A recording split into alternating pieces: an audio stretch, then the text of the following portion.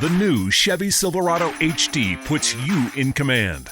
Own strength with its enhanced available Duramax 6.6-liter turbo diesel V8. Own the lake with its available advanced towing technology. And own technology with an available 13.4-inch diagonal touchscreen. The new Chevy Silverado HD. Own work, own play, own life. Learn more at Chevy.com. Find new roads. Chevrolet. When you download the Kroger app, you have easy access to savings every day. Shop weekly sales and get personalized coupons to get the most value out of every trip, every time, whether you shop in-store or online. Download the Kroger app now to save big. Kroger, fresh for everyone. Must have a digital account to redeem offers. Restrictions may apply. See site for details. Save big on your favorites with the Buy 5 or More, Save $1 each sale. Simply buy 5 or more participating items and save $1 each with your card. Kroger, fresh for everyone.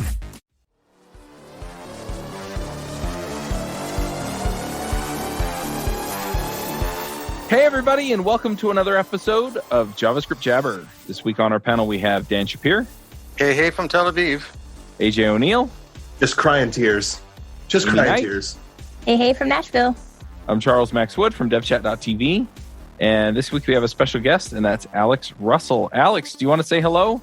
Hi, hello. How's it going? Now, do you want to just remind people who you are? We haven't had you on for a while.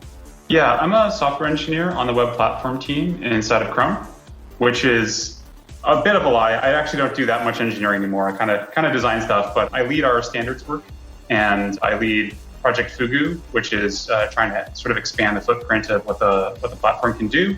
And that kind of overlaps with my sort of long-term interests in progressive web apps and that sort of stuff. Gotcha. Whenever I'm stuck on what to learn next, a lot of times I just go back to the fundamentals and think about how I can make those things more automatic. The reason is because then when I focus on the fundamentals, I'm able to actually level up in all the other areas that I'm trying to learn. So I teamed up with Kyle Simpson to focus on the fundamentals of JavaScript. Kyle wrote the books You Don't Know JS Yet, and his Getting Started ebook goes over just the fundamentals, so to speak, of JavaScript.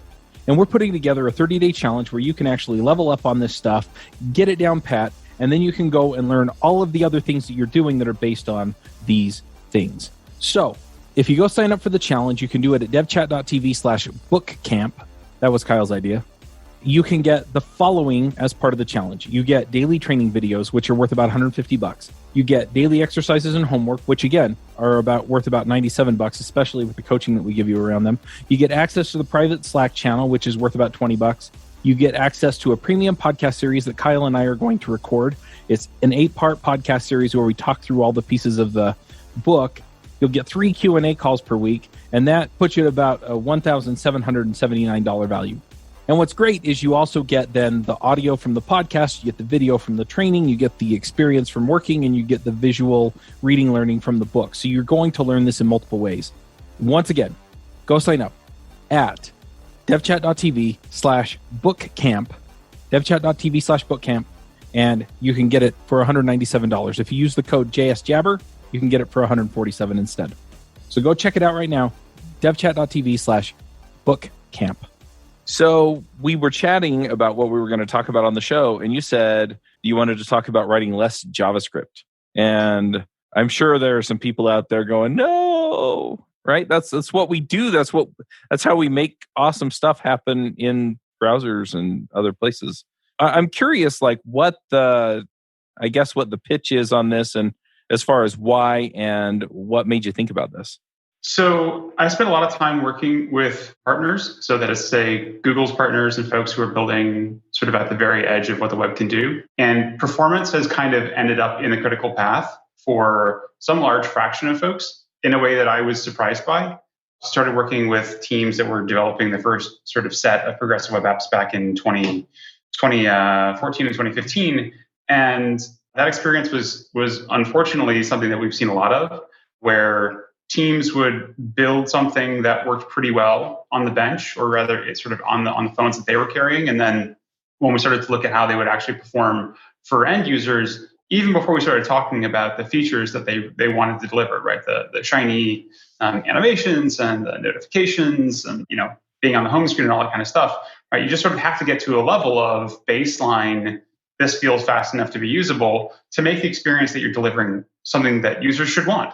And so sort of performance is at some level the very front end of accessibility. So that is to say, if you can't get to it quickly, you can't access it. So all the other pieces of accessibility kind of are downstream of, reasonable performance. And so this has become, unfortunately, a fixture of almost every partner conversation, wherein the devices that people have in the world are not the devices that developers seem to think that people have.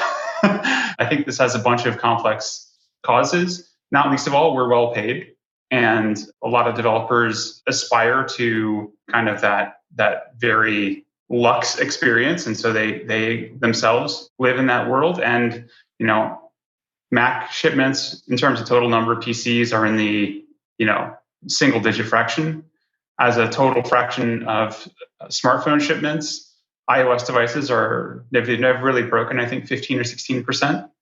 Even in the US, iOS usage, not even device shipments, which are usage is higher than shipments. And iOS doesn't crack 50%, and all iOS devices are significantly faster than all Androids, just sort of as a blanket statement. So we have a situation now where the developers live in a bubble and are not really making common cause with most of their users. Outside the US, there are some markets where iOS penetration is much higher, even 60, 70%, like for instance in the UK. But if you go to some place like India, which is hundreds of millions of people, iOS might be 2%, maybe on a good day, wet. So most of the world doesn't live in the bubble. And the bubble is insulating us from doing a good job by users. And so that's sort of on the critical path and at the beginning of getting to delivering really great experiences. So true. You use the term, I think, good enough performance or good performance. What would you consider to be good or good enough performance? We tried to dig into some of the literature on sort of user perception, and user perception, research is squirrely. There are lots of sources that will have kind of vaguely conflicting accounts. One of the things that sort of joins up those vaguely conflicting accounts has been a hysteresis function. So that is to say, what users expect is sort of what they will become habituated to very quickly, right? Like it's no surprise that the human animal is pretty good at getting used to a new set of norms. And so we, as users, get really accustomed to however something feels. And so variations from that are actually very sizable. The old saw that, you don't ever feel hot or cold, just feel the difference between what your previous temperature was. So if you think about performance that way, the question is I think more accurately, is something relatively good or bad relative to your usual experience? And so on desktop, the web kind of defines the baseline. Web usage is so high that people who experience a slow web page experience lots of slow web pages, and so it may not be a crisis. Whereas on mobile, web usage is actually relatively low, especially as a fraction of the sites and experiences that users interact with. And so the comparison point is native apps and how fast they feel. And so if you feel significantly worse, regardless of the absolute performance, the absolute speed, that relativity, I guess, to use a word, creates a disincentive to going back to the web. So Google, years ago now, did this sort of, I don't know if you're familiar with the idea of ablation studies, but the idea with an ablation study is instead of saying, if I make it this much faster, how much better will it be? You try and test the opposite and then try to understand the relationship between the forward and the backward movement. And so an ablation study was done wherein you just sort of add latency. You just make something slower by a fixed amount. And so there was an ablation study done to make Google search slower. And this has been repeated a couple of times now, I think. Not all of them published publicly. But it turns out that users who experience something slow start using it less. So that is to say, if it gets relatively slower than it was for them previously, they begin to use something less.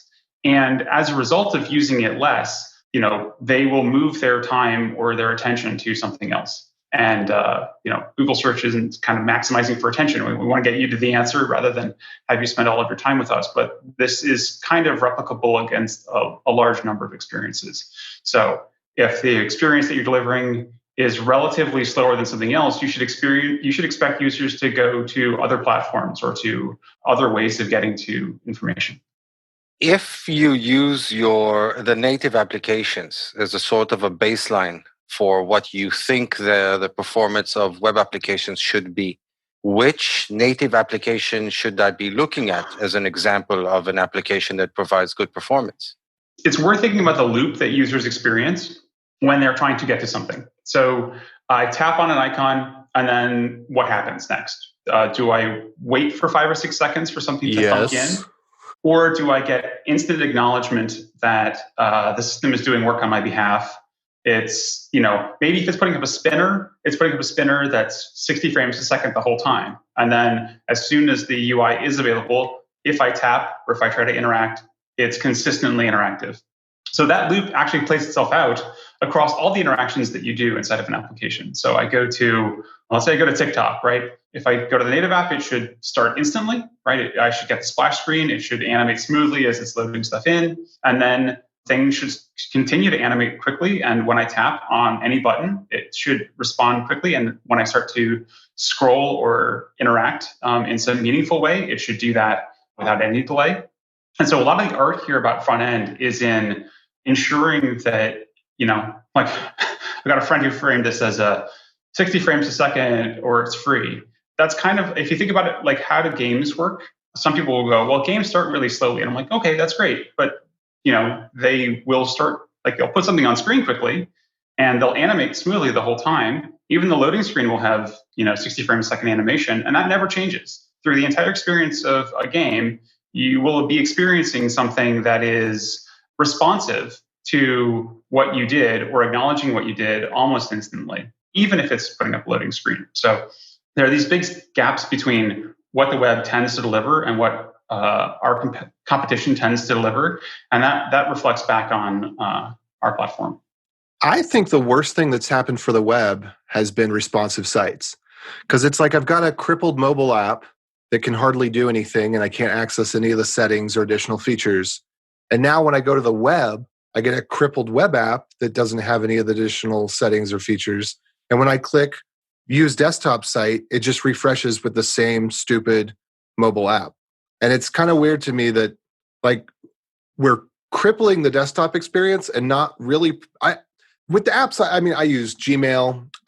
Which Gmail is far better on the app than it is on the web. I'll give that.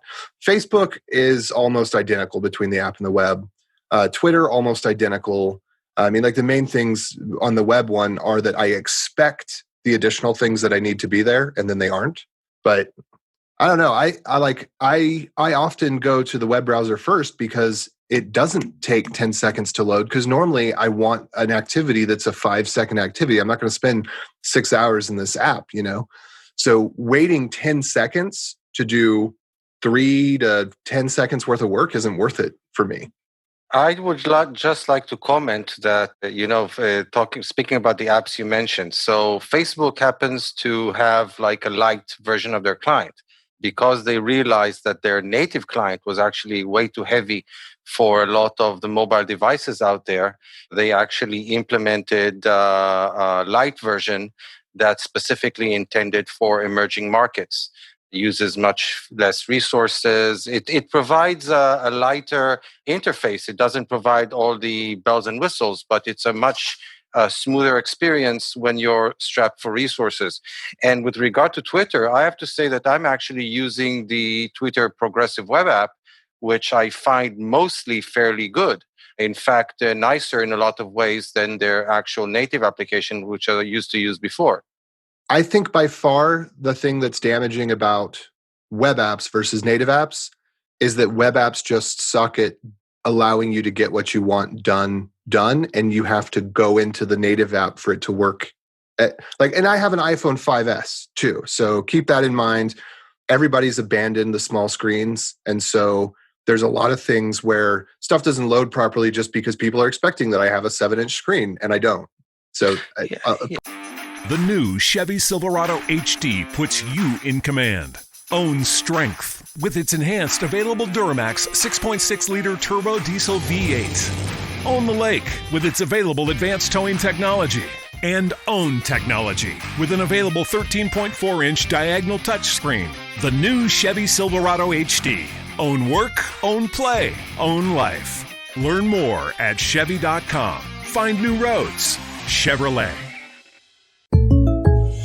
Aquí estamos preguntando sobre supersticiones financieras. Bueno, en mi familia decían, si te pica la mano, no te la rasques porque viene dinero. Pero si quieres controlar tu presupuesto, hay una manera mucho más práctica. ¿En serio? Con el plan precio personal de State Farm, puedes crear un precio accesible solo para ti. Y sin aguantar picazón, me gusta. Como un buen vecino, State Farm está ahí. Llama para obtener una cotización hoy. Los precios varían según el estado. La elegibilidad para la selección de cobertura podría variar.